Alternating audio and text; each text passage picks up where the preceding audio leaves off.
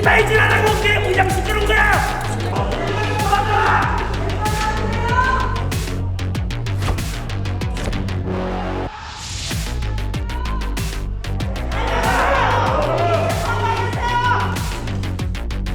국민들은 분노한다!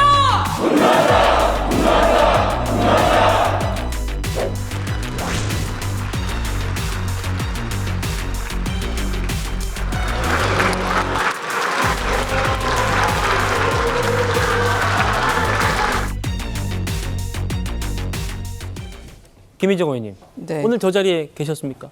저는 저 상황을 언론에 브리핑하고 있었습니다. 예. 네. 윤석열 전 대통령 첫 해, 임기 첫 해에 민주당이 그랬고 그게 가장 유일한 선례였습니다. 네. 대통령 시정연설에 야당이 불참한 거. 이번이 두 번째 국민의힘이 한 거예요. 왜 그래야만 했습니까? 일단 두 가지가 다 복합적으로 작동을 하고 있습니다. 첫 번째는 정부 예산안 이대로 되면 이제 빚더미에 앉을 거기 때문에 그 문제점도 알리고요. 이렇게 질문을 받게 하는 의도를 또 가지고 있었습니다. 만약에 저희가 그냥 국회 본회의장에 들어갔다면 아마 예산과 관련된 질문을 언론에서 이렇게 나눴을 것 같습니다. 한데 에이펙 때 여야 정쟁 없이 가자라고 얘기를 하고 사실 외교 활동 끝나고 난 다음에 대통령이 첫 번째 정치 행동으로 나온 게 바로 국회에 오는 일입니다. 그런데 대통령 오는 날짜에 맞춰 가지고 원내대표였던 추경호 원내대표에 대해서 구속영장을 청구를 했습니다. 그것도 내란 혐의로. 그러면은 단순하게 추경호라는 개인에 대해서 그거를 칼을 겨누고 있는 게 아니고요.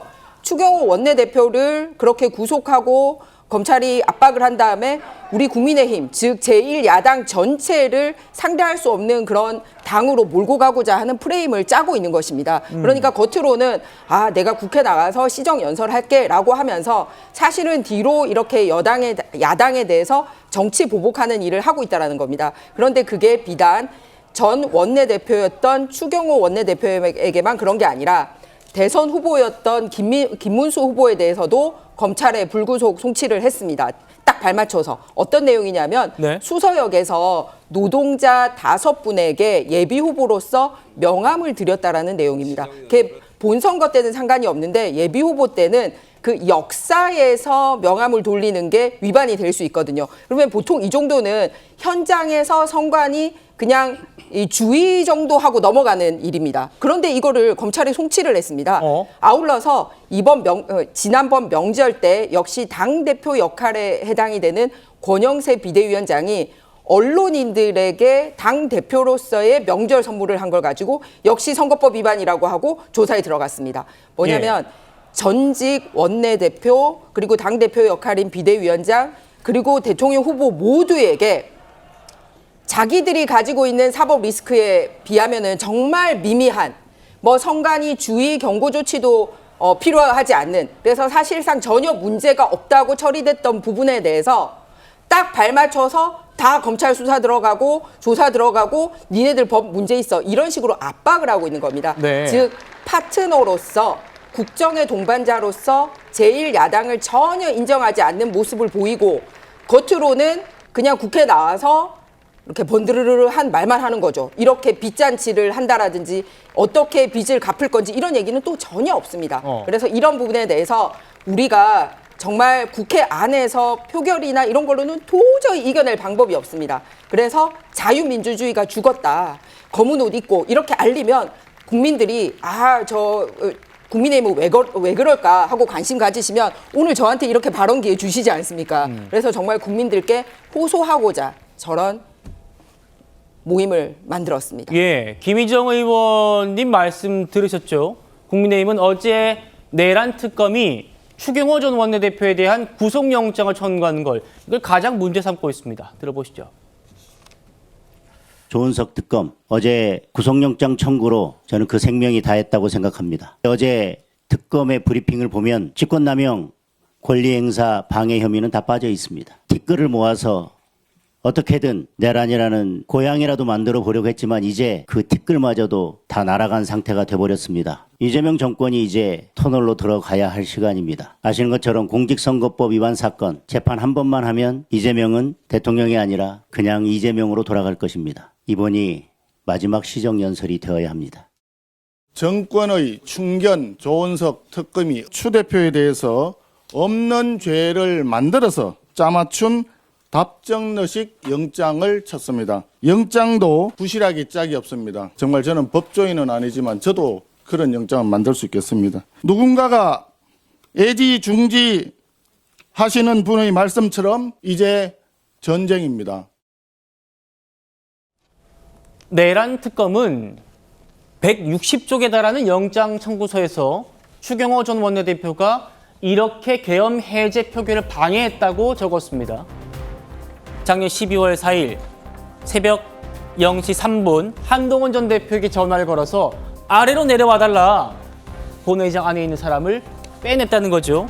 친한계 의원들을 본회의장 밖으로 빼내서 표결을 참여를 방해했다. 이렇게 얘기를 했는데 다음이요. 그런데 당장 표결에 참여했던 본회의장에 들어갔던 국민의힘 김재섭 의원이 이렇게 반박을 했습니다. 나 이 청구 이해 못한다는 겁니다.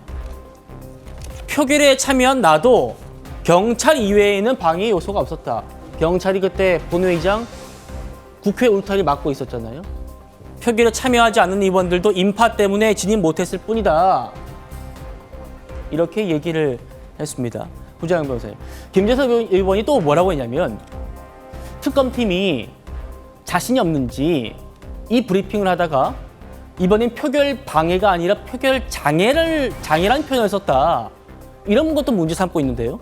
저도 법적으로 아무리 해석을 하려고 그래도 방해도 안 되지만 장애라고 표현하는 게 도대체 어떤 근거로 그렇게 프레임을 잡으시는 건지 이해를 할 수 없었고, 그래서 이거 법리적으로 자신이 없구나 이런 걸 또 한 번 느꼈는데, 특검이 무리수를 두는 건 이번이 처음이 아닙니다. 예를 들어서 한덕수 총리나 박성재 장관에 대해서도 연달아서 구속영장이 기각됐고, 그때 혐의 성립에 대해서 상당한 의문이 있다는 법원의 판단이 나왔었거든요. 그리고 기소 이후에 한덕수 총리에 대한 사건에서 법원이 특검이 기소한 공소장 내용이 법리적으로 이거 안 맞는다라고 해서 공소장 변경 요구를 해서 바꾸는 일까지 있었어요. 그러니까 지금 법리적으로 촘촘하지 않은데 특검이 법리적인 실력은 없고 프레임 짜기에 골몰하니까 이런 일이 벌어지지 않는가라고 생각을 하고, 이거에 대해서는 법리적으로 왜 안 되는지를 몇 가지 예를 들면은 좀 이해가 되실 텐데, 예를 들어서 우리 투표나 표결이라는 거는 어디서나 해요. 국회에서만 하는 것도 아니에요. 네. 근데 그럼 찬성과 반대가 맞부딪히면 서로가 서로에 대한 방해인가요? 두 번째, 나는 반대표를 던지고 싶은데 그거에 대해서 우리 반대 토론 한번 더 해보자. 우리 총의를 모아가지고 그 반대 의견 낼지 말지 한번 논해보자라고 토론을 제안하면 방해가 되나요?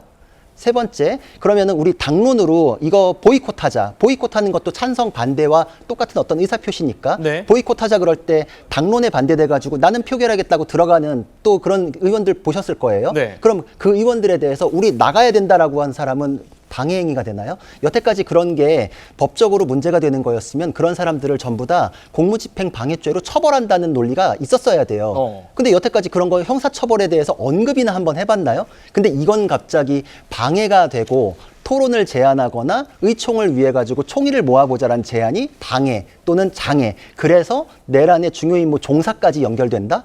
이건 그냥 프레임이죠. 그럼 거슬러 올라가서 공소시효 다 남아있으니까 당론에 반대되는 어떤 압박이나 의견, 반대되는 내용들 민주당이랑 국민의힘 다 털어가지고 여태까지 다 공무집행방해로 기소한다는 논리를 같이 주장하셔야 맞는 얘기가 됩니다. 예.